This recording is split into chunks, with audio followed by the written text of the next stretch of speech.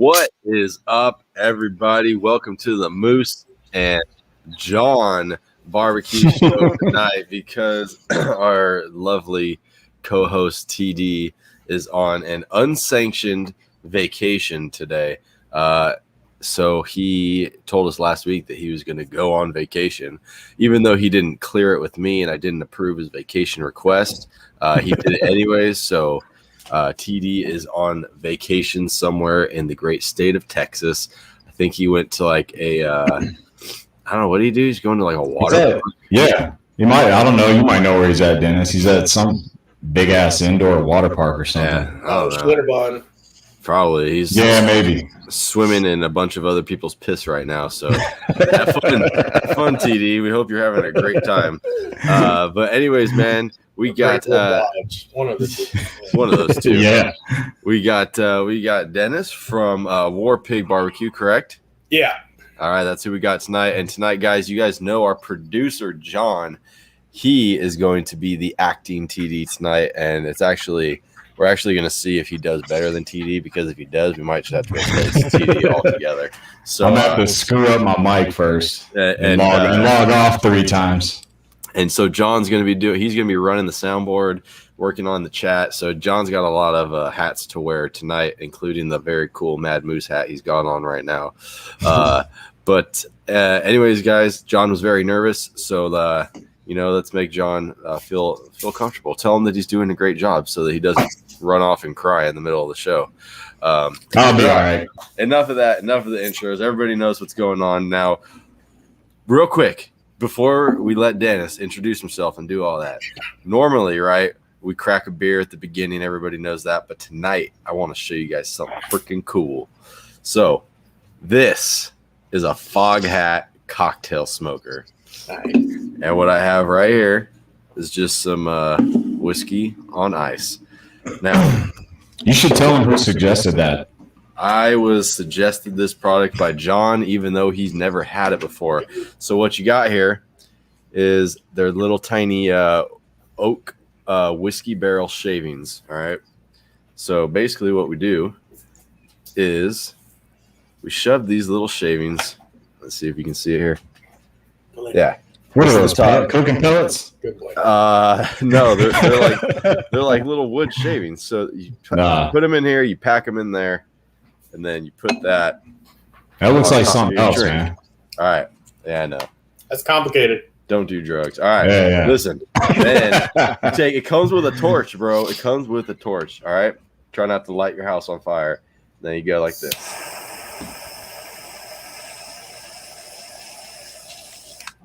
All for a drink. Yeah. Hell yeah, all for a drink. And then when do you put the Coke in it? You don't put Coke in it. How dare you? So then you put the top on.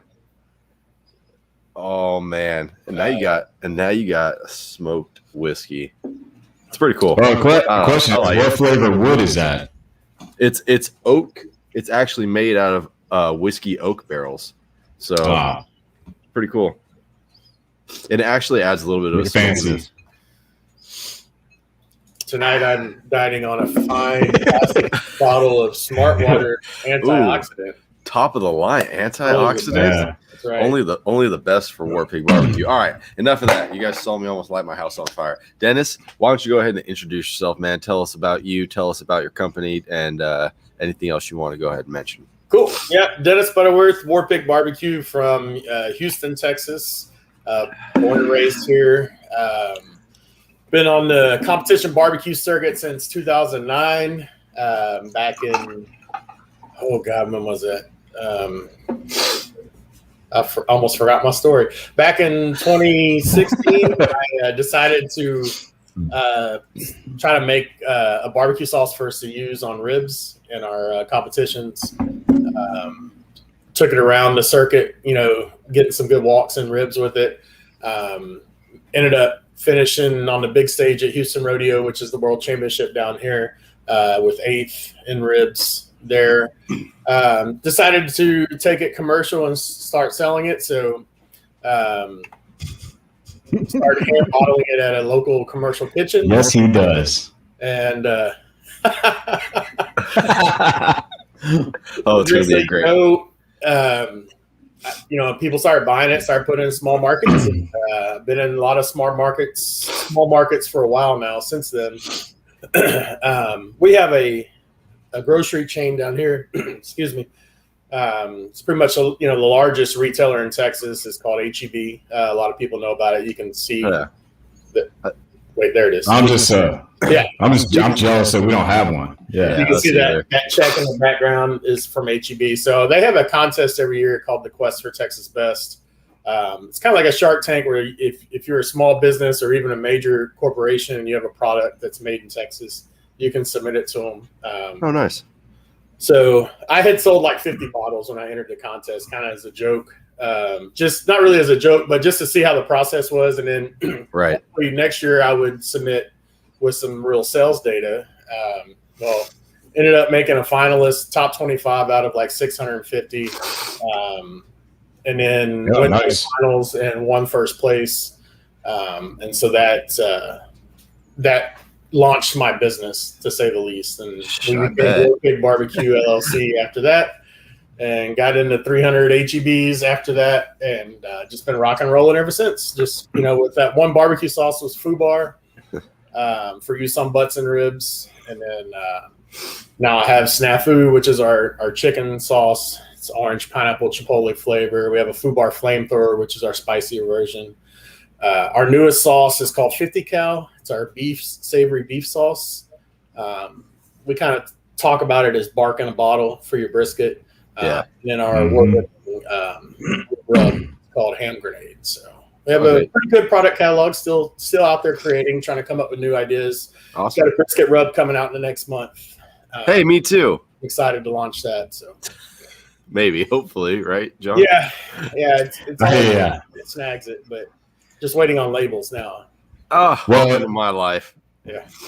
I'm actually glad you brought that up because, I was getting a little dirt on you from Kevin, and he actually asked me to ask you about that. Oh, you already the meat glazes. Yeah, well, he told me you were coming out with some stuff, and you already kind of started talking about it. So I don't know how much you want to tell everybody about it, but it's I wish I just had the funds to create a product and launch it, but I go through almost a full year of R&D on the barbecue circuit with it to see if it wins, and with the rubs, it's a little easier because you can tweak it and come right back out. But with the sauces or the glazes, it's a lot more complicated. And I'm not a perfectionist, but I know what I'm looking for. And if I don't get it, I just throw it away and try it again. And so I let Kevin try something a long time ago, and he's been begging me to release it, and I'm close. It all comes down to money and time, Yeah. So and I'll attest to that with the sauces. So once you get it right, you're making your sauces. You make 20 batches until you finally get it the exact way you want. And then you have to send it off to your co-packer. And then they have to get it exactly how you want, which that's where the major freaking headache comes in. And then once they get it, you have to order 2 pallets of it. And then, you got to sit on it and hope it sells before the expiration date's over. So yeah, exactly. I wish it was as easy as some people think that everything I release instantly gets into HEB. I wish I could do that, but they don't approve everything, or else 50 cal would be in there. Right. So in that case, I've got to pay for the entire batch, and I've got to just sit on it and try to sell it through my small retailers and my website. And sometimes it works out. I mean, we did that with 50 cal, and it's been really doing well. Yeah, I've gotten lucky. Usually, most of my stuff has like a 3-year, or at least the sauces do. So that helps out a lot because I'm like, man, I don't know how I'm gonna sell 220 cases. And storing it is always a challenge. I mean, there's logistical challenges everywhere right now. It's crazy, with the supply chain also. I feel you, man. But wouldn't you go ahead and give us a rundown about like how you got started in the barbecue competition world and barbecue in general? Back in 2009, back in like 07, 08, I was getting out of college. One of my best friends was going to be resigning his commission. I think he was coming back from Afghanistan, and then he got sent to Fort Polk, which is where everybody goes to retire. And so he knew he was coming home. And we all kind of decided, through my brother-in-law, I had been experiencing competition barbecue for a few years, but just kind of going and drinking with him. And then all my friends decided, hey, why don't we try to do this? We don't know anything about barbecue, but we'll give it a shot, So we said, screw it, like a good challenge. So we borrowed a pit, borrowed an RV, and I love these guys. The chat, dude, they are ruthless. They're ruthless. Nothing gets past the chat. Yeah. The chat is always on it. Yep. We borrowed everything, and we tried our hand at barbecue, and excuse me, got our asses kicked like everybody does in the beginning, and eventually, I bought a pit secondhand, which is the same pit I still own today. Nice. I've had the same pit since 2009. And then, slowly bought a trailer to put it on. And I started doing more than the team was doing. The team, would do like 3 or 4 a year, but I started doing 10, and 15, and then 20 a year. And started taking it serious. So, jeez, dude, that's a... Yeah, I mean, now I'm doing 40 a year across the country, but 40 competitions. Yeah, I mean, you got to do double headers. We do a lot of those. Crap, dude. I don't know where I'm at right now. I've had to take a couple of weeks off, but I've done quite a few so far this year. But that's how I got started, and just kept plugging away. Back then, it was just online forums is all we had. Right. We didn't have Facebook, really. I mean, Facebook was there, but it was small. Nobody was giving classes or anything like that. No one was sharing secrets, and YouTube really wasn't big for it yet. So you just went out and trial and error, and see what you could come up with. It was a good time. Made a lot of good friends that I'm still friends with now. Kind of guys that led me in the right direction, taught me a few things. Back then, I would be your friend if you just let me taste what you turned in. Because I had no idea what it was supposed to be. Yeah, what are they? What are they looking for? It's so different than. And then I went and judged. Yeah. And I realized everything I was doing wrong. So that really. See, that's what you got to do. You got to get on the. If you're new, side. Definitely you want to go judge. And it depends on where you're at with what they're looking for. So. Well, in Texas, it's a tenderness battle, man. It's all about, give me tender and moist. That's the two things. So it's like I like my women. Moist. They're all sweating. Only white man make me moist. So yeah, I mean that's really all you need in Texas, man. I mean, have some flavor, make it tender, make it juicy. Man, I didn't realize how hard it was to talk. So I've been battling COVID for the last 3 or 4 days. For those dun. I'm out of breath. I mean, I feel like I just ran a mile just talking these last 30, 40 seconds. We'll ask you some more questions and make you talk. Yeah, so. I'm quarantined here, so you got me. Yeah. If my lungs were out. If he passes out on the show, do we call like my dog's Patrol name is Wally, so just say his name loud. We'll call Paw Patrol. Yeah. We'll just call the dog. I got a question for you. You mentioned your pit. You've had it for. Is this the one that looks like the tank? Yeah, so it started out as a vault-style smoker made by Spice Wine Ironworks out of Columbia, Missouri. I bought it from a friend that he had it for probably a year or two, and so I bought it secondhand. And in 2012, we got put on the Travel Channel, a show called The Grill of Victory, and they gave us money to pimp out our pit. So that was one of the things we did was make the pit itself look like a tank and make it remote control. So it can drive around. So badass, bro. Yeah. So I've seen a lot of pics of that thing and your trailer, and just the graphics and everything. Yeah, it's all top notch. It's badass. Thank you. Yeah, the trailer's a big thing for me. Shit. I wanted. I've always wanted the team to have somewhere to get out of the elements. We cooked on the ground like everybody does, under a tent, hanging on for dear life when the storms come. And I swore one day we'd have an enclosed trailer. So once I got into HEB and the business started making money, that was the first thing I bought was the trailer. And then I had to wait almost a year before I could afford to get one side of it wrapped, so I did the military trip side first. And then this year we did the product logos and the company logos on the other side. So did I hear you correctly that you said your pit that is shaped as a tank is a remote controlled and can move around? I thought you knew how famous I was. Dude, I just, for everyone in the chat that doesn't know, his pit is a remote control car. It's shaped like a tank, like an M1 Abrams tank. I drove an M1 Abrams when I was in the Army. And so when they told us to pimp out our pits, I wanted mine to look like a tank. The guys that built my original trailer, I wish I had a picture to show you, but it was on airbags and 20-inch rims. It was made by Extensive Metalworks, who had their own television show called Texas Metal. It was a really cool trailer. I mean, I always like to make a statement when I pull up, but so I went to those guys and I said, "Hey, I got $10,000 to pimp out this pit. Do y'all want to be on TV?" And they were like, "Yeah, let's give it a shot." They said, "What do you want to do?" Because it already looked really cool, with the trailer and all. And I said, "Well, I want to put a roof on this trailer, and I want to make my pit look like a tank, and I want to make it remote control." And they kind of looked at me like, "We can do all that, but the remote control." I said, "I'll figure that out."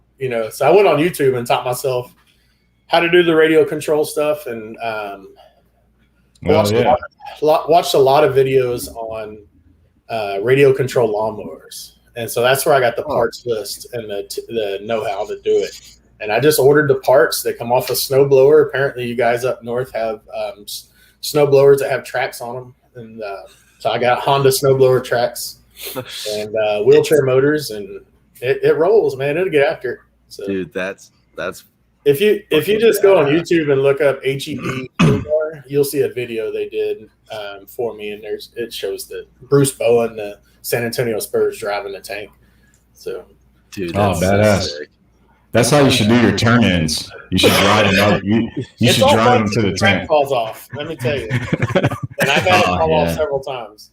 So we don't drive it much anymore. We got drunk one year at the American Royal, and we had it going. It would go 5 miles an hour, and it's like 1,400 pounds, right? It's getting it across the parking lot of the Royal, back and forth, and then when you let off the stick, it's an instant stop, and now it's teetering over, and we're all running trying to catch it, but it rights itself at the right minute, man. And it's like, okay, that's the last time we do foolish stuff.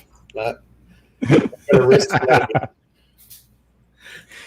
Yeah, John, you're so loud, dude. You're still loud. I know how you do your turn-ins, though, because I've seen you, and it's on a horse. You ride a horse to turn in your... He does. I was at a Cook's meeting, and I turned around, and there was this little horse, this child's horse toy, I guess. It had it was a horse, and it had wheels on under each hoof. Yep. And so I said, well, let me see if this thing will hold me. And it held me. So I started rolling. Next thing I know, I learned if you put your feet on the stirrups and bucked at it would get So I kind of interrupted the Cook's meeting, and they filmed it. I mean, there's no embarrassing me. So I just... That's badass still. Whatever. Yeah. So it's kind of cool. Yeah, John, I don't know. You need to turn your gain down. Because you sound... No, it is more. How about now? More. No, I think fine. It's all the way down. Oh, well, I don't know why. All the way down. I don't know. I can't help that my sweet, awesome voice is carrying through in a godlike manner. I can't help it, man. Oh shit! Daddy Dutch said, "Are you going to the Royal this year?" Yeah, we're going to the Royal. That's one we won't miss. I love it. Okay. Last time we were there, we were 10th in chicken, which was fun to get.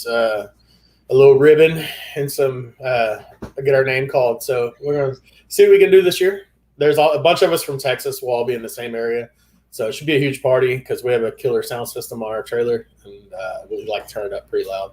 That's badass, dude. Throw it down. That'd be so much fun. I'd love to go do that one year. It's a fun one. Yeah. I mean, I'm not that great of a barbecue person, so I'd probably never be invited. But my sauce won last year and the year before. Well, you don't have to be invited. So they have the open, and you can go cook that. And so most of the people there aren't cooking the Invitational. The Invitational only has usually like 150 teams. Oh wow! Okay, see, I didn't even know that. The day after that, you do the open, which has like 600 teams. So. Oh well, yeah. If as long as I didn't come in like 600, I'd be super happy. Our first year cooking it years ago, man, we were like in the Invitational, we were second to last. It was dude, that's rough. We were last. You weren't last. That's rough, dude. Yeah. Shoot. All right, so it's kind of cool having like an actual barbecue competition guy on the show. So we're gonna go back to our basics here and talk about some barbecue basics. Do you put pineapple on pizza? Yes. All right. Well, I managed several pizza restaurants in high school and college, and apparently they sucked. It was very popular. I like pineapple anything, so I'm a pineapple. He clearly knows what he's doing. That now I can't hear you, John. Well, pineapple doesn't belong on pizza, so that was actually wrong. Yep, end of the show. Show's over, guys. Everybody, thank you for watching tonight. Our guest sucked. I love it. And we don't hope that he wins any further competitions. So now's when TD would ask, build us your favorite pizza. Oh, okay. I just had it tonight, actually, because since I'm locked in here, I have to order everything delivery. But pepperoni, bell pepper, onions, and mushrooms. That's it. Oh, that's simple, but I like it. There's no bacon, huh? No bacon. But you'll put pineapple on it. But I don't want anything overpowering. Dude, that's just like Canadian bacon, but down here they call it's all ham. They'll call it Canadian bacon and they'll put a ham slice on there, and you're like, it's not the same, people. But where did you order your pizza from? Domino's. What? I like what Domino's did. Like they took huge steps, and this is. Are you in jail? Everything. Are you in jail? Basically, a few years ago, they realized that their pizza really sucked bad. And they did an overhaul of everything from their sauce to their crust, and it changed, and it's pretty good. It's not expensive. I don't like Papa John's, but I'll eat Domino's. Around here, it's either Domino's or Little Skeezers. So okay, well then that's acceptable. If your other option is Little Caesars, then that's acceptable. Dude, speaking of Little Caesars, I don't know how old you are, but I remember growing up, their pizza used to be square when it came out. Well, remember that? Yeah. So they had the pizza. Yeah, it was the square. Yeah. Pizza. It was and they had the pan pizza. And they had the little duty. Hit the pitchfork and the pizza still have a square one. So that was one of the ones I managed. I managed Little Caesars, 2 different restaurants too. Yeah. We used to, man, I could tear up some Caesars, but it tears you up these days. Those crazy breads. Those hot and readies are dangerous, man. $5. We didn't have all that. Back then we made sandwiches and salads and all kind of stuff at Little Caesars, but now that they got smart with that hot and ready. They're making Yep. They realized their pizza was only worth $5, and they're making. Once they came to that realization, they're making a killing. Yeah. Do you? Okay, real quick, everybody. Tonight, super chat donations are going to go towards the Lone Survivor Foundation. Do you want to just give us a brief synopsis what that is? What the Lone Survivor Foundation was started by Marcus Luttrell, the author of the book The Lone Survivor, the Navy SEAL. Obviously, everybody's probably heard that story or seen the movie at least. But he started a retreat in Texas where they bring soldiers and families battling with PTSD, and they let them stay at the retreat. It's a beachside retreat, so it gives them some peace of mind, and they kind of bring them back to what living a normal life as a civilian is all about. And really, I love these comments, but they really they really do all they can to refresh and recharge the soldier's mind and show them there's more to life out there than being that soldier, and how to change from doing that every day to being a productive civilian. And now they've opened up a second retreat, maybe a third one by now, but it's a really great organization. Proud to support them. They do a lot of good work. Awesome, man. That's a new one. We haven't had that one yet. We're 38 shows in, and we've never had that before. So that's very cool, guys. So if you feel so inclined to watch us take shots, because remember tonight, John has to participate in the shots. He's usually behind the scenes, just drinking milk. I'm ready. I got make him pay, guys. Make him pay tomorrow. So let me ask you this: since you're a barbecue guy, professional cook, what do you think about pellet smokers? Funny you ask. Great. They killed him. Great. That's that. No, so I have a pellet smoker on my trailer. I have a pellet smoker at my house, and I have another pellet smoker at another team's house. So, Wally. True story. We've had pellet smokers since 2010. And, they're good for what they are. I don't know how people compete with only pellet smokers. I tried it one year with a pellet smoker and a drum. Appreciate that, Ryan. I didn't really like it. So, but I love my pellet smoker. So I use a RecTech everywhere. I have RecTech. Nice. Everywhere you go, you'll see a RecTech around me. I have the oldest RecTech in Texas. What I have on my trailer is a prototype that RecTech asked me to be on their R&D team this year and try out their new ones. Oh, nice. So they're good. I mean, I have one. John has one. I mean, we all have RecTech. Yeah, I got 3 of them. There's been a lot of world champion barbecue cook-offs. Should have warned you about that. All right. Yeah, there's been a lot of world championship barbecue cook-offs. We got to take our shots real quick. That have been won on pellet smokers. Oh yeah, man. Dude, I've had my 700. Thank you, Randy. Cheers, thanks, Randy. Yeah, I've had my 700 almost 2 years now, year and a half, almost 2 years, and I got the Bullseye, and then I also have their Matador, the wok cooker. Yeah, yeah. I like the company, love the customer service. Awesome. You can do a lot with a pellet smoker, and when you're at home and you don't want to be tending a fire or something, you're inside watching football. It's really nice to just turn it on and walk back inside. Monitor it from your phone. You don't have to go out till it's done. Yeah, I mean, especially now with the Wi-Fi setups. I mean, you can turn it on when you leave your office and come in, and it's hot and ready to go. Yep. So it's like. I mean, it's like having a gas grill at home also, but so it's like, I like to cook a steak over charcoal, right? But I don't always have the time for the damn charcoal to get hot. I like to turn on a gas grill. I mean, I sous vide every steak I make anyway, so I'm not really worried. Do you really? Oh yeah. Yeah. I'm not hating. I have a sous vide, and I mean, but I sous vide everything: pork chops, steaks, tenderloins, fish. Really? Do you finish it over charcoal? Or you finish in cast iron? The steaks usually, if it's just me, I'm doing cast iron. I'm not wasting all that charcoal. That's the problem with charcoal is it takes so much to get the grill hot that you're just wasting. Especially for sous vide because you're only spending 2 minutes on the grill. So that's why I think a good gas grill would be awesome. You just turn it on, get it nice and hot, and get your grill marks and go. Don't tell TD that gas grills are good.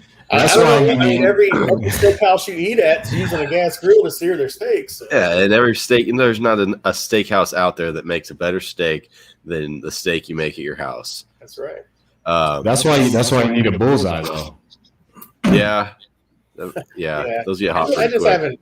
I don't have room for. So, would you say what do you prefer?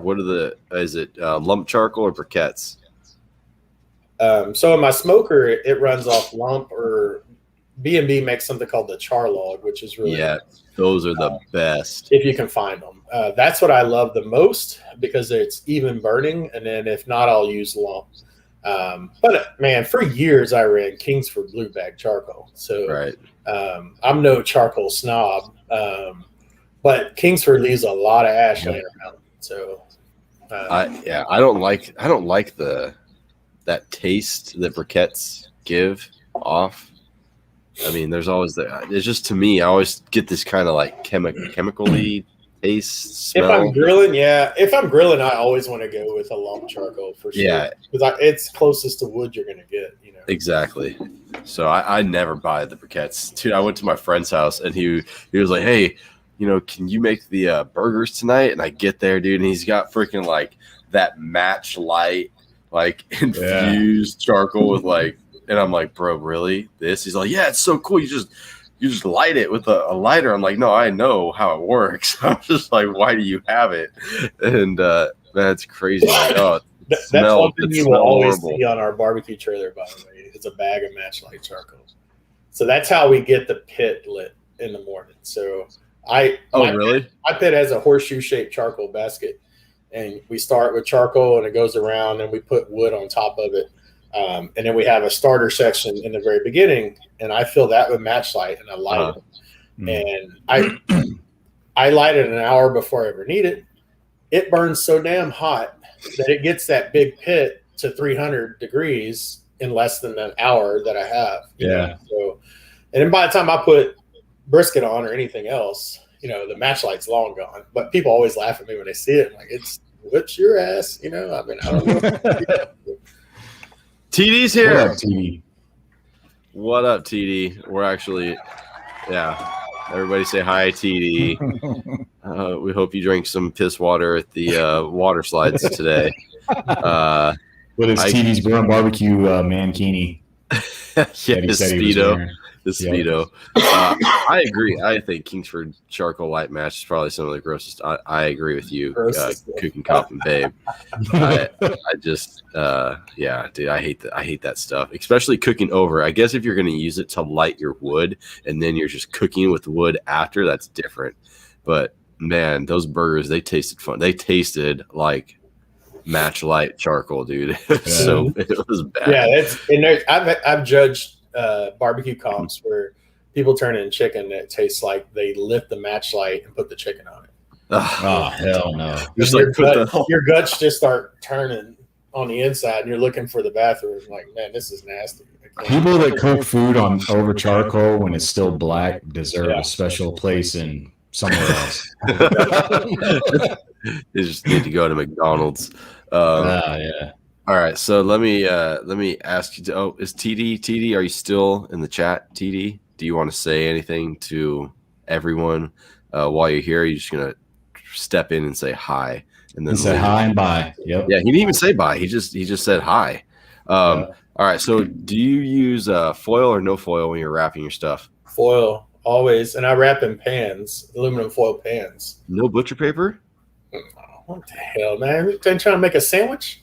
Oh, what? Are you serious? Y'all need to quit watching Aaron Franklin, man. Quit thinking he's the god of barbecue. No, I remember now. I do comps. I don't do catering. Yeah, and I don't cook barbecue at home.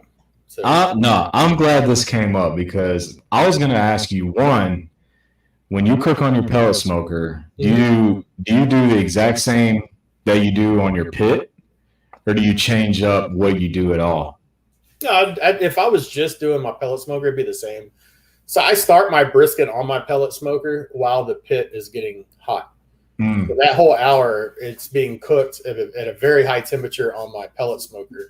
And so when I take it and move it to the pit, it's already developing that crust in that first hour because I cook so hot. But yeah, if I just ran the pellet, it'd be the same technique on everything.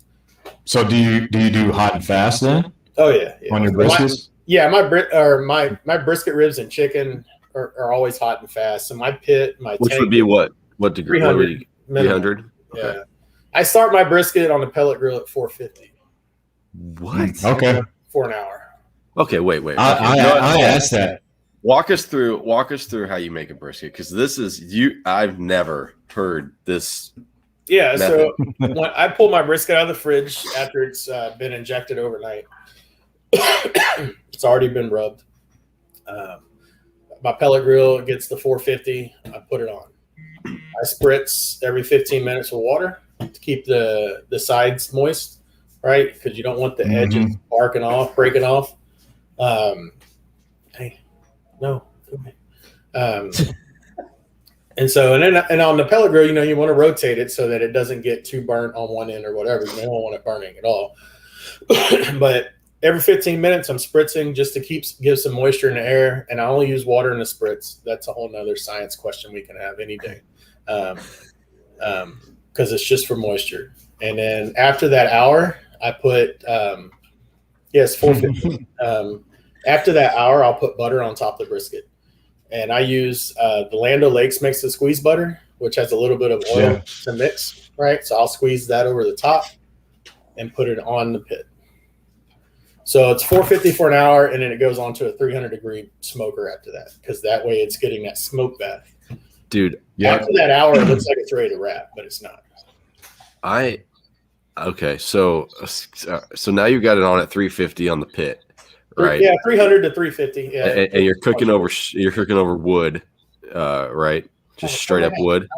I'm sorry, charcoal and wood. Charcoal and wood. I use the lump charcoal for the heat, and then I use oak and pecan. Okay. For smoke. All right. So now it's on at the 350 level. After an hour, 450. Mm-hmm. Oh, what are you cooking it to? When are you gonna wrap it? I wrap on color, so when it gets the color I want, which is a nice dark bark that I'm looking for, he knows the answer. Yeah, I'll tell you that here in a second. It's usually, people will tell you 165 or whatever, but I'd like to be in that 150 to 165 range when I wrap. But it's usually about another probably 2 hours on the smoker to get me to the wrap. So hour there, 2 hours there, it's 3 hours in. And then I'll wrap it with some liquid. Okay. So I'll put it in a pan, put some liquid around it, some braising liquid. So that's basically what you're doing when you're wrapping, right? You're braising. And that's fat side down? Yeah, I cook everything fat side down. Yeah. Always do that's brisket. what I figured. Okay. If I was cooking a brisket for home, I would do fat side up, just because I've had so many years of fat side down briskets and comps that when you go to the restaurant, they're all cooked fat side up. So it's nice to get that restaurant feel sometimes. So. Well, I asked you that though because I don't know if you're about to talk about it, but the 50 cal, because I know I've messaged you about this and how that comes into play, towards the end. So is that why you don't care about the foil wraps and the fat side up or down? No, see, in Texas for years in competition, our rules were we had to turn in the brisket slices fat side down. So there was no reason to cook it fat side up if you're going to turn it in fat side down. So, and then when you do KCBS, you always do fat side down because they want very little fat on a slice anyways. So you're trying to get that meat, the bark on the meat itself. Yeah. And it looks better. Yep. Yeah. So then we wrap it, put it back in. A total brisket cook is usually about 6 hours, 5 to 6 hours. And I cook, the majority of my briskets are Australian A9 Wagyus or Snake River Farms Gold or RC Ranch, which is out here in Texas. But they're always Wagyu. And so pull them off, let them sit. And then, when you're 30 minutes from slicing, I pull it out of the foil, put it on a tray, lightly brush it with 50 cal, put it back on the smoker for 30 minutes to let it get its bark. Wow. This I've never heard a method like this before. And now I need to try it. It's fast and it's it works. I mean, you can do 250 all you want. If I'm at home, I'll do 250 because it gives you more time to drink beer. But in competition, I want the brisket to get done to meet those deadlines. And I want it in the Cambro just resting and soaking up some of those juices. Right. Yeah. As long as you want it in there resting as long as possible. Yeah, at least 2 hours. Okay. And I don't like to wake up real early, so that's why I cook so hot and fast. Wow, dude, that's crazy, man. I'm definitely have to try that just at home. I was gonna say, for those in the chat that have not gone to your page, because I've been following you for a while, so I've seen all your pics, which are awesome, by the way. But the bark that 50 cal puts on the brisket is freaking badass. Yeah, that was my goal when I created that sauce, was to first have something nobody else had. Nobody makes a savory sauce. I'm a sweet guy. All of my sauces are sweet. But I was tired of sweet briskets winning, and I said, no, there's got to be something better. So I created that sauce at a cook-off. I knew I had some of the ingredients with me, and I tried it, and I hit first place out of like 60. And I tried it at the next cook-off, hit another first place, and then another one. And so it just started winning. And wow. I kept that thing a secret for at least 8 months. I wouldn't give anybody any of it. And then finally I started handing it to my buddies because I was killing it. And then eventually I started selling it and I stopped winning so much. But spread the love. So everybody's got it. It's slowly starting to gain some roots in KC Biss, because I can tell when you post a picture of your brisket if you used it. You don't have to tag me in it. I know everybody has their secrets because I know. I'm a proud dad. I know what my sauce looks like. Right. So. Dude, that's crazy, man. Gene Southwick said, how's the flavor, though? It may look good, but isn't taste a factor? Taste is always a factor. I'm using an A9 Wagyu brisket, so the flavor's there. It's beef. My briskets are always very beef forward. My injections are beef. My sauce, even the 50 cal has beef in the sauce. So it's beef and black peppercorn, Worcestershire. It's all beef flavors. Okay. So I was going to tell Gene, I can answer that question because so I took a bottle of your 50 cal. I had 2 of them. I got 1 left. I took it to work. I did a brisket, and I used the 50 cal. So I let all the people at work, kind of say what they thought about it.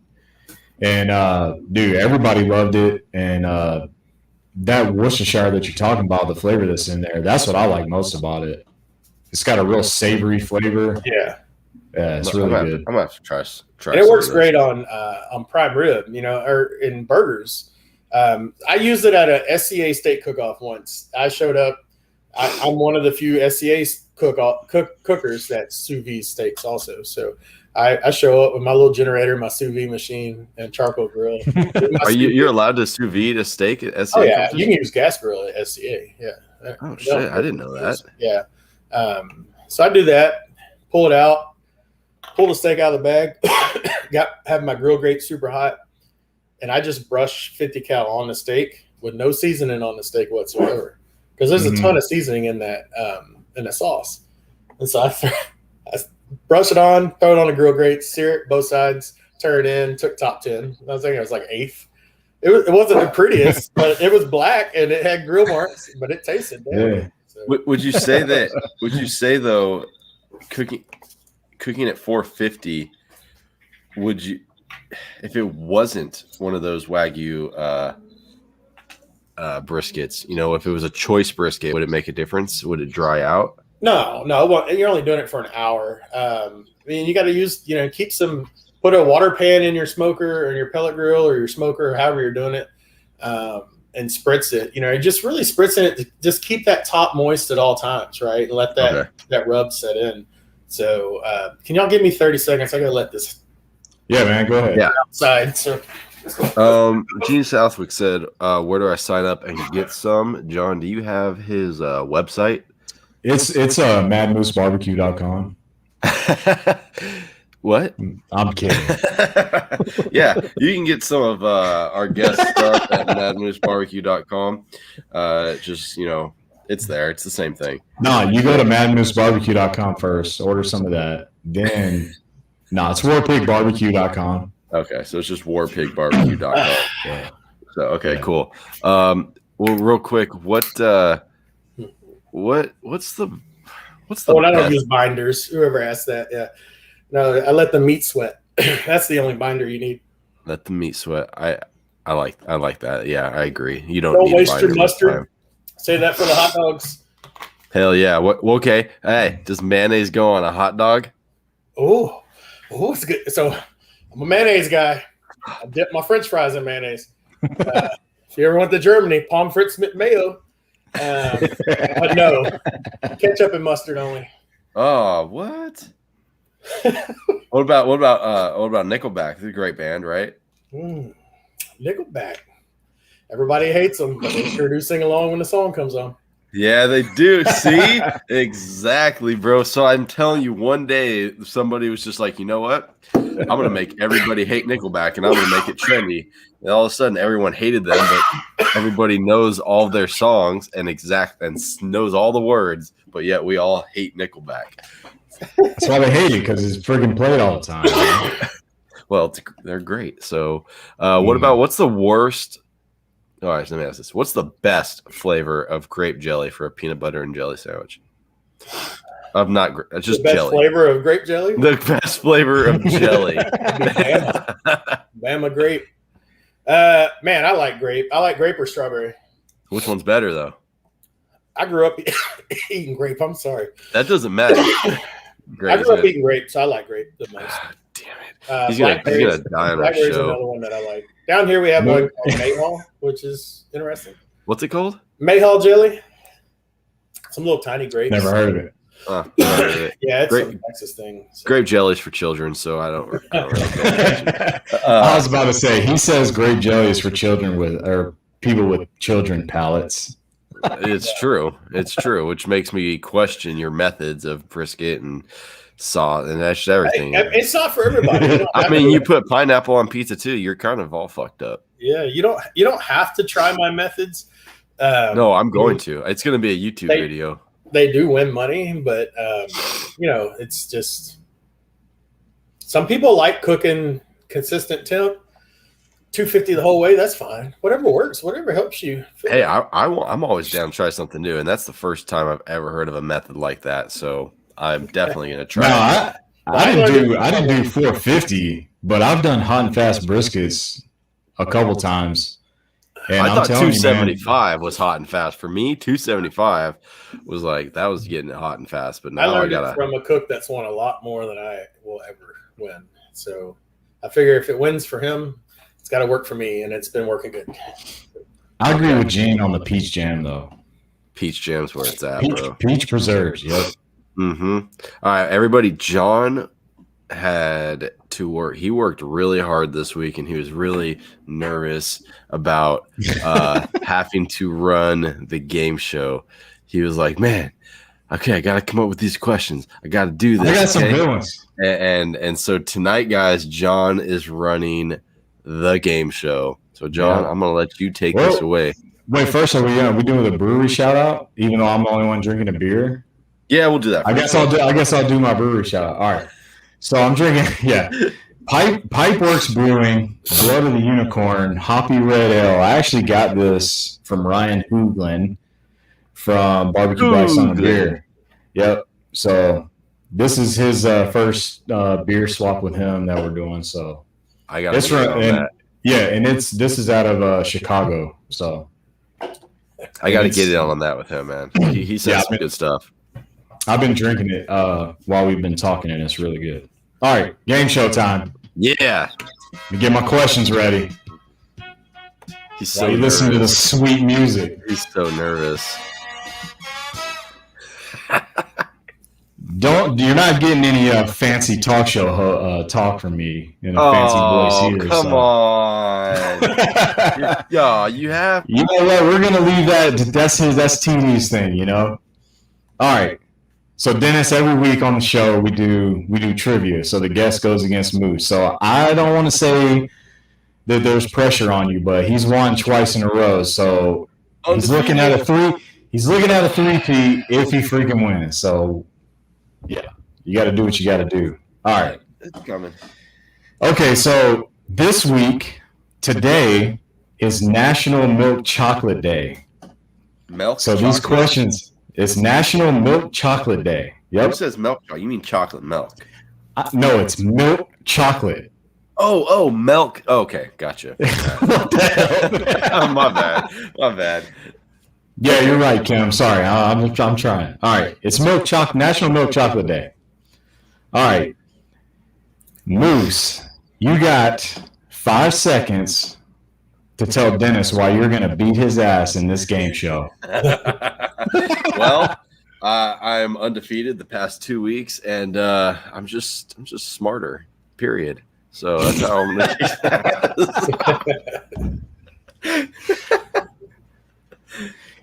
The shit talking gets worse and worse. I swear, man. What if Moose wins? 320 Grit will donate a board to someone he chooses.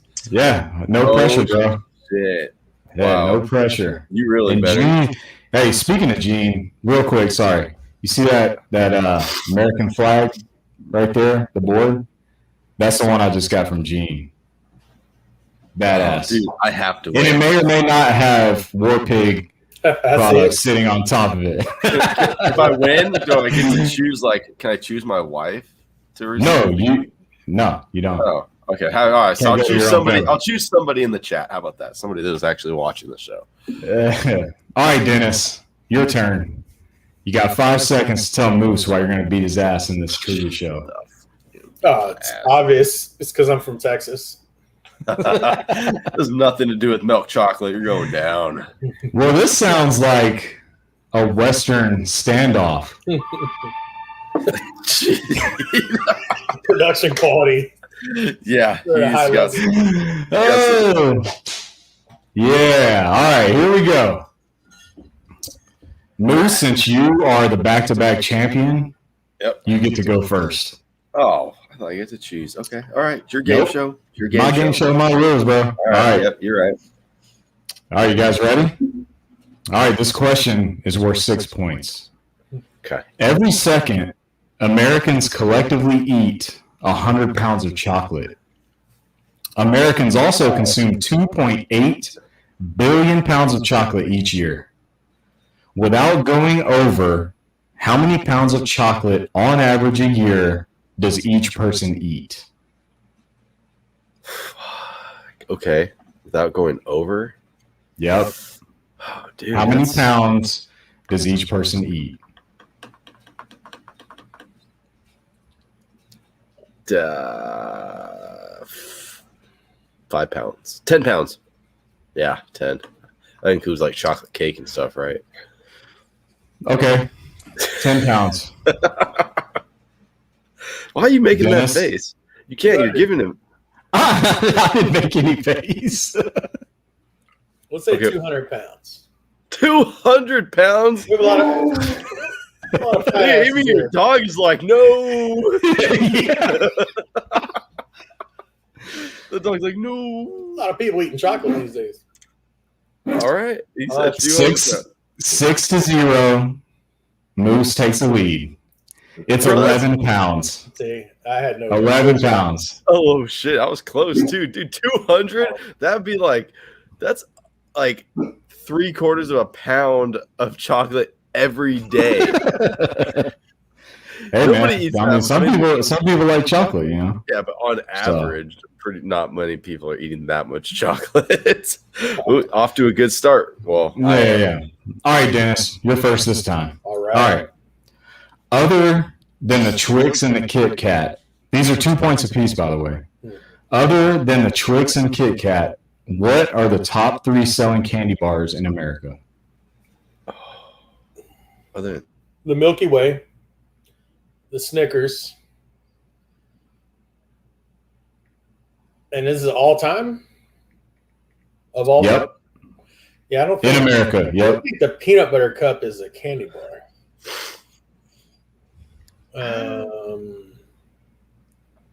So then, I mean, it may be. I don't know.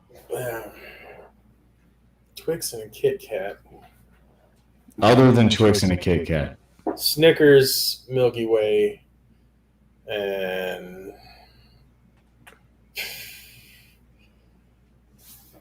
I'll say peanut butter cup because it's either that or the Hershey bar. So I'll say peanut butter cup. Okay. All right, Moose. I'm gonna go with peanut butter, Reese's peanut butter cups, the original Hershey's bar, and I think Snickers is a good answer. I think Snickers is one of the most popular ones. All right. 12-4. Moose is in the lead still. I got all three. The top 3 bars are Hershey's is number 1. No, I knew it was Hershey's. Reese's is number 2. Oh, shit. And Snickers is number 3. Damn, It is my night. Someone's getting the cut more. Gene's like, shit. Gene's having to head out to the garage right now and start working on it. The trifecta, bro. Look at TD's back. Nice of you to join us, TD. Yeah. All right. Moose, you're up first this time. All right. The Bushwhacker was invented in 1975. He's talking about Dennis. He said Moose. Oh, did he? Oh, yeah. Oh, I thought he was talking about Dennis. All right. Dennis, you're up first.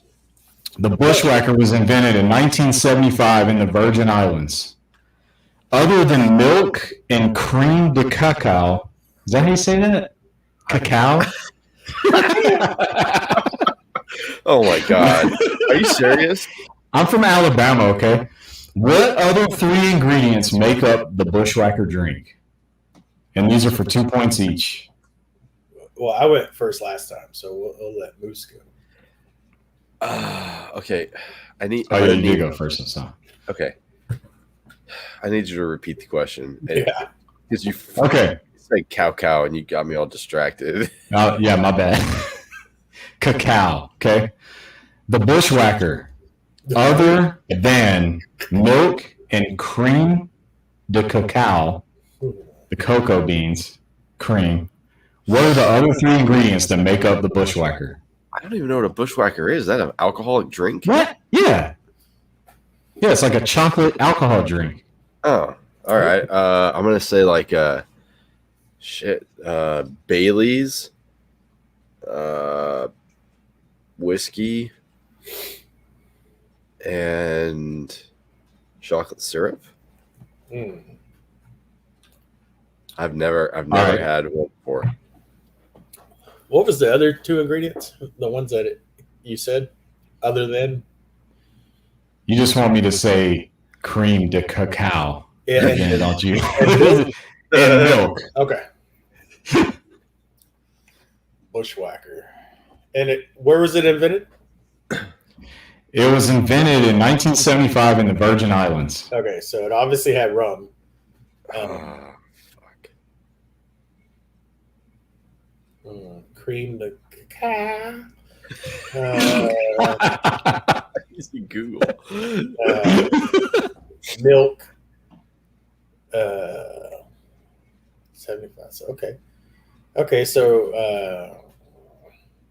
how many other ingredients? You're looking for 3? 3. Yep. Okay. So rum. Besides milk and cacao. Rum. Chocolate syrup. The Bushwhacker. I thought everybody drank these. I guess not. Never even heard of it.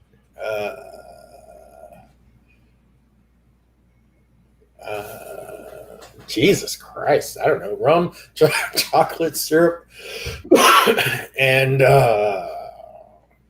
coconut oil. I don't know. Cream de mint. I don't know. Okay, there you go. Say cream de mint. Coconut oil. Disgusting, Kent. I'm not tanning at the beach. Okay, you both get 2 points. It's rum. Moose, you said Bailey's, but it's coffee liqueur, so same thing. Shit. And cream of coconut. So yeah, they were almost right. Cream of coconut. So you each get 2 points. Yep. Look, they're trying to help them in the chat too, the cheaters. All right, it's 14-6. Next question. Who's first, Moose or Dennis? No, Dennis. He's first. All right. The Guinness World Record for making the biggest chocolate bar in the world was broken in the country of Armenia. The plain chocolate bar was made by a company called the Grand Candy Company. Without going over, how much did the candy bar weigh? And I'll give you both a hint. It's in pounds. Oh, that's so nice of me. Yeah, What a you're welcome. great hit. Yep. And this is worth 6 points, by the way.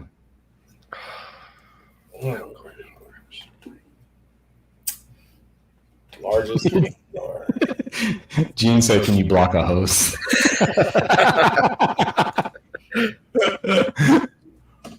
I'm not cheating. I'm not cheating. Well, man. I don't know. 100 pounds. No, let's say 500 pounds. That seems like a big ass chocolate bar. 100 Okay. pounds, I think anybody can make that. Ah, shit. I think for Guinness, it had to be 500. Okay. I'm going to say, let's say 501. No, I knew he was about to do that. Oh, Okay. 20-6. Yeah. Moose is in the lead. It's You know 1200. how? No. 9,702 pounds that's a lot of chocolate. is how much this candy bar weighs. That's insane. Yeah, exactly. I'm kicking ass. I want to know who the hell freaking ate that thing. The whole country of Armenia.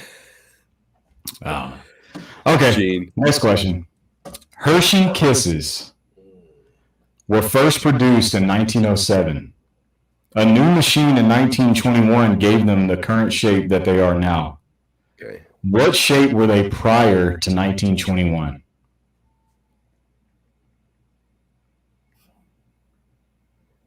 And Moose, you're first. Oh. Little circles. Flat circles. Flat circles? Okay. Dennis? Like a disc. Yeah. Well, Hershey disc? Hershey. All right. Okay.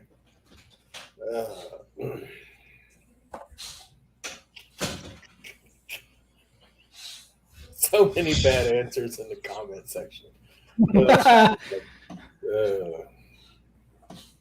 You never know, man. The chat, sometimes they're on it, but sometimes they'll lead your ass astray. God, I saw this episode on the History Channel. The Hershey Kiss. All you got to do is just guess the shape. Yep, I'll say square. All right, square. 14 to 12. To 12. Dennis is catching up. How did I Yeah, it lose was 4. Sorry, 20 to 12. Yeah, fucking cheating. Dennis gets it. It's square. Yep. Look at that's not fair. Okay, all right. Whatever. I'm not going to complain. You should know, man. The chat, they're on it. Yeah, well, TD's in the chat, and you know he's cheating. And Gene doesn't want to give away a cutting board. It's a hexagon, by the way. All right, time for the daily double questions. All right, here we go. These are good ones. You know, I got some good chocolate questions. I'm just gonna say that. Those are good. You're doing great. All right, the person right now that's losing, Dennis, sorry. Yeah. You get to pick who goes first for this next question. I'll go first. Okay. This question is worth 12 points. It's double. The Whisper Gold Wrapped Candy Bar is known as the world's most expensive chocolate bar and is made by the company Cadbury. It is actually wrapped in an edible gold leaf. Without going over, how much do one of these candy bars cost?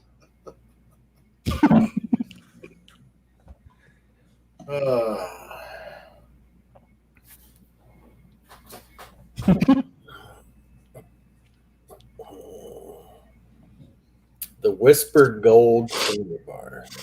Yep, wrapped in edible gold leaf. Without going over, how much does one of these candy bars cost?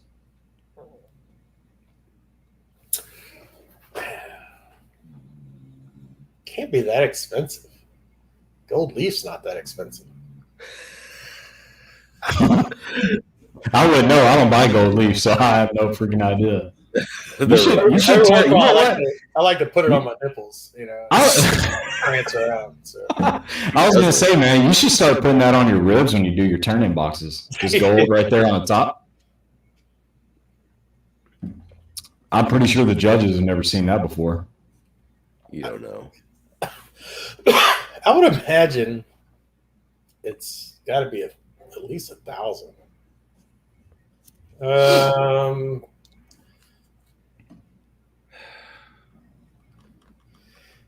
don't know.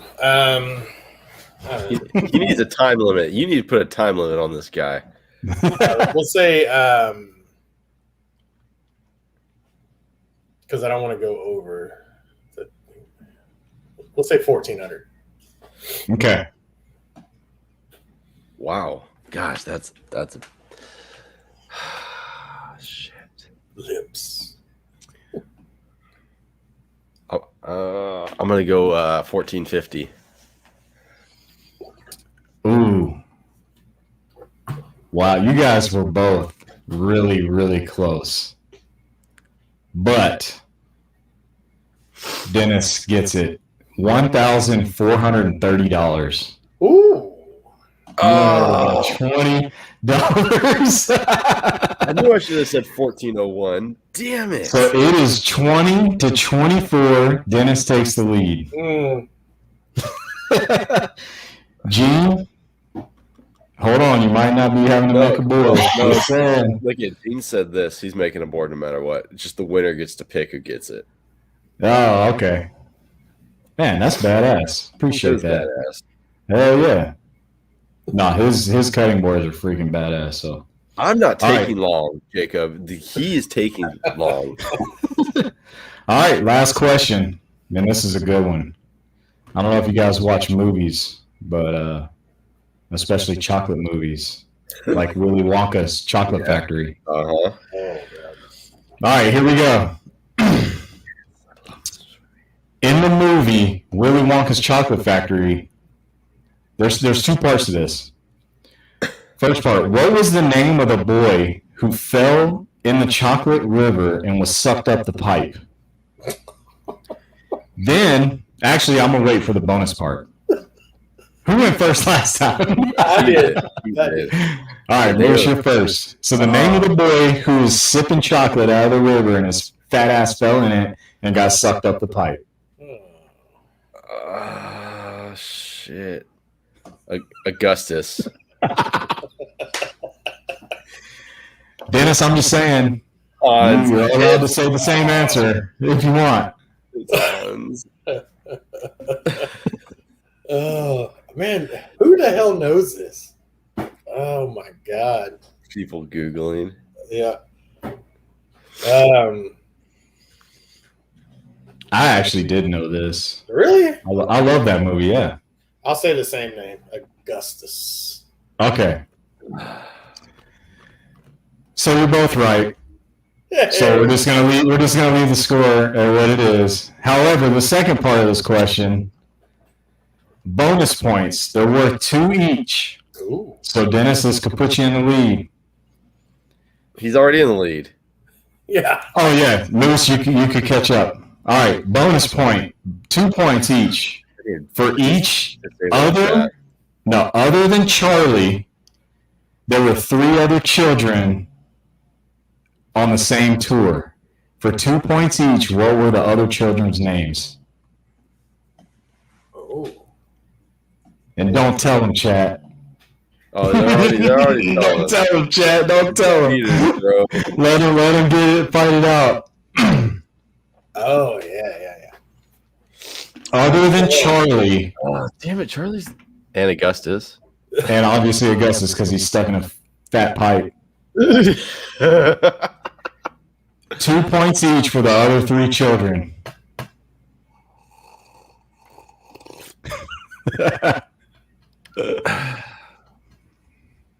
Just walk yourself through the show. Picture them. Who's first? He is. Oh, it's Dennis, you're first. Yeah. Yep. Right? Because, I got the first half. I believe the chick that blew up fat and purple was, wasn't it a chick that ate the gobstopper and got big? I can't remember. God, dog. I want to say her name was Violet. Was there the everlasting gobstopper? Her name was Violet. I remember. Okay. They're cheating. We can't get credit for Augustus. No. Nope. He's already dead in a pipe. Jesus. Yeah. He didn't die. You can't die. That's more. Oh no, he didn't. Oh no, he didn't die. But he's got real bad diabetes. I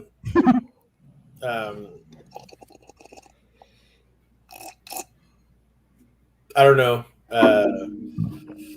Bruce and Edgar. Okay. I know I got Violet right. That's not fair.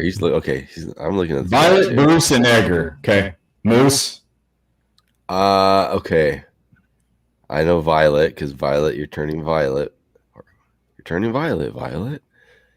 Fuck, I don't know who to believe. I'm gonna go with Veruca and Mike. Veruca and Mike. Veruca. Wow. Well, this is a first. You got all three names right. It's tied 26-26. Oh shit. Veruca. Yeah, she's the one that the little shithead that wanted the golden egg. Oh, Kim came. And then Mike was the little cowboy that shrunk himself traveling through the thing. Okay. There's only one way to do a tiebreaker, and it's something that the chat can't help with. So you need to get a piece of paper and a pen and write down a number between 1 and 100. And whoever is closest wins with 1 point. Okay. Actually, I'm going to type it on my phone, and then I'm just going to hold my phone here so you can see that I'm not messing with it after I type it. All right? Between 1 and 100. Okay. But this is not go over or not. This is just if it's 85 and I say 86 and he says 84. Okay. What? I should have come over the tiebreaker, but I literally wouldn't think you guys would tie. Okay. All right. I've already typed it on there, and I'm holding it up so I can't touch it. Dennis, you get to go first. Between 1 and 100? Yep. 22. 23. Dennis wins. It was 18. Damn it. Right there. And you want to know why I picked 18? Because that's how many national championships Alabama has. Oh my Just saying. So congratulations, Dennis. Thank you. Moose did not three-peat. Fuck, dude. I hate this game. So rigged. Hey, all right. Dennis, Yes. the winner, you can get to take as long as you want. And tell us how you feel about whooping Moose's ass in the trivia show. Just another true exhibition of the great state of Texas and all the great people in the great state of Texas. How wonderful we are, how giving we are, yet how dominant we are in the competition world. So, Yeah. All right. but kudos to my loser compadre. Valiant effort of reading comments and You did too. right? So, Peter. Okay, so he cheated. You cheated. You're all cheaters. Yeah, okay. and But it's almost Now I know how TD feels. You call him a cheater every time. It was fair and square. It was already on there, man. not. He is a cheater every time. All right, so that means Gene Southwick is going to, there we go. Pick someone from the chats, and they are going to get that board very generously from 320 Grit, right? Yep, 320 grit custom, Jeff. So go through the chat, find a lucky winner. Who is going to get the cutting board from 320 Grit Customs? I'm looking for Daddy Dutch Barbecue. Oh man! Oh, nice. Good old Kent gets the freaking cutting board. Is he still in the chat? He might have left. Oh, Yeah, he might have left. It is 11:15 here. It is. What it is. Yeah, you're right. And for him, it's like 12:15 or no. Yeah. So if he left, we'll accept it. Oh shit, he's there. Oh, there he is. Oh, there he is. All right. He said no, TD doesn't count. Oh, poor Kent counts. We can count Kent. Kent's here every week. He's supporting us. He supports the show. He's big in the barbecue community, and I'm better at the game show than he is as well. So what we will put a Packers sticker on it. If you do that, it can't. If you put a Packers sticker on it, you will be banned from the barbecue community in general. But shout out to Gene though. That's awesome. Yeah, Appreciate man. That man. is awesome, Gene. Very, very cool, man. So I think we can go ahead, and that was a great game show. You did good tonight, John. I'm proud of you. Let's go ahead and give John a hand. Yeah, it was all right, man. It was all right. Oh, man. You did great filling in for TD, who decided to go on freaking vacation. You can't replace TD, but I tried. You can come pretty close. So there we go. We'll send you, Gene. We'll get with you. We'll send you the information for Kent. As long as you don't engrave a Packers symbol on it, we'll be happy. So everybody, thank you tonight for watching the show. It was a great time. I learned something this show. Like we get people on here sometimes, I enjoyed having a competition, a barbecue guy on the show because now I got to go cook a brisket at 4:50 and 3:50. So, and if I have questions along the way, I'm going to expect a message from me on Instagram. Anytime. So, why don't you go ahead and give yourself a little plug, a little outro, tell people where they can find you on social media and where they can purchase your products. So we're at TX Warpig BBQ on everything, warpigbarbecue.com. Just remember, it's never too hot as long as you're there to manage it. So if your pit gets a little hot, just know your meat's going to finish a little quicker. Just don't walk away. Perfect. Great advice. And it won't let me put it on. Oh, okay. I see what happened. All right. So www.warpigbarbecue.com, guys. Go check out his products. I'm going to have to get some of that brisket glaze. The 50 cal. The 50 cal. I'm going to have to try that because, that sound. I just never heard of that before, and now I'm curious. John, tonight, man, thank you for filling in. You did great. I'm very proud of you. I know you were nervous. You called me earlier, and he was crying, like literally crying. Because he was so upset and nervous. And I was like, dude, it's going to be okay. You're going to be fine. But you did great, man. So everybody in the chat, we'll see you guys next week. Same bat time, as TD would say. Same bat channel, I think. Anyways, that's you guys know we'll be back. TD will be back next week as well. Everybody, thank you for joining tonight. You guys are awesome. Everybody have a great week.